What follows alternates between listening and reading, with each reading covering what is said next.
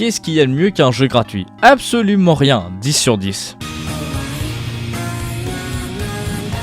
Bon, plus sérieusement, sortez-moi la timeline du démon, même si elle ne sert à rien pour ce coup. Au début, je trouvais sympa l'idée d'offrir un petit jeu pour l'achat de Steins Gate Elite en physique et exclusivement sur Nintendo Switch, sauf qu'en réalité, si on achète la version PS4 ou PC, on a un autre jeu gratuit offert, à savoir Steins Gate Linear Bundled Phenogram. Techniquement parlant, il existe aussi sur Nintendo Switch, mais seulement si on achète Steins Gate Divergences Assault, qui est une compilée qui contient en plus de ce jeu Steins Gate 0 et Steins Gate Darling Remembrance, mais elle est sortie uniquement au Japon, donc le jeu n'est même pas traduit.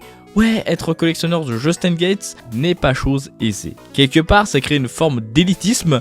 Il serait largement possible de vendre ces jeux bonus à bas prix, c'est un petit peu dommage. Bon, parlons de l'aspect technique. Parfois, il arrive dans la vie qu'on se trouve bizarre ou excentrique, mais ce jeu nous permet de relativiser. En effet, en 2020, des développeurs se sont dit « Tiens, si on faisait un jeu Famicom !» et cela donnait 8-Bit Adventure. Le jeu a des contraintes techniques d'un jeu Famicom. Comme à l'époque, le plus fou là-dedans, c'est que si on prend la ROM et qu'on la fourre dans une cartouche, le jeu pourrait tourner sur une vraie machine de Nintendo. Il est difficile de critiquer un jeu 8 bits, mais je trouve qu'il possède un certain charme et la Nintendo Switch l'émule très bien. On peut même mettre un filtre CRT pour plus d'immersion. Le jeu reprend l'esthétique d'un visual novel de Famicom, comme Famicom Detective Club, et ça rend étrangement nostalgique, ça permet de voir à quoi ressemblait un Ven il y a plus de 30 ans. C'est par ailleurs très rigolo de redécouvrir les musiques de Steins Gate en 8 bits, et ça rend bien.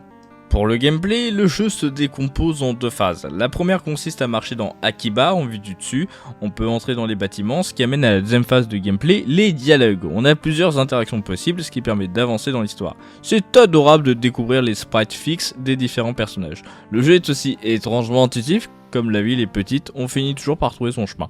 Par contre, comme le précise le manuel virtuel du jeu, il n'y a pas de possibilité de sauvegarder. Le jeu est court, il se finit en un peu moins de 2 heures, mais si vous avez le malheur de mourir, ce qui peut arriver 2 fois si on n'est pas attentif au dialogue, on doit tout recommencer. Ce qui est très amusant, c'est de voir que la mécanique du D-mail est toujours présente et permet d'altérer des événements. Ce qui est hyper plaisant, c'est de voir que le jeu est traduit en anglais, car à ma connaissance, aucun VN de la Famicom avait été traduit en anglais à l'époque de la NES. Pour ce qui est de l'histoire, le jeu n'existe que pour faire plaisir aux fans qui connaissent déjà Steins Gate. En gros, c'est Steins Gate en version hyper méga super abrégée avec une fin différente. Personnellement, je ne suis pas fan car ça montrerait que Nakapachi peut être gentil. On parle d'un gars qui tue sa fille sur un coup de sang car elle voulait l'aider quand même.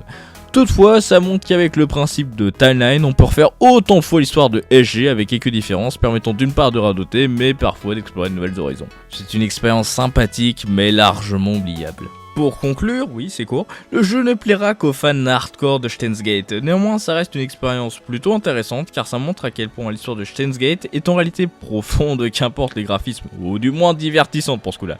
De plus, pouvoir découvrir l'expérience VN de l'époque m'a bien fait triper. C'est un bonus qui fait vraiment plaisir, dommage de voir que son accessibilité est plus limitée. Je donne la note de 8 sur 10.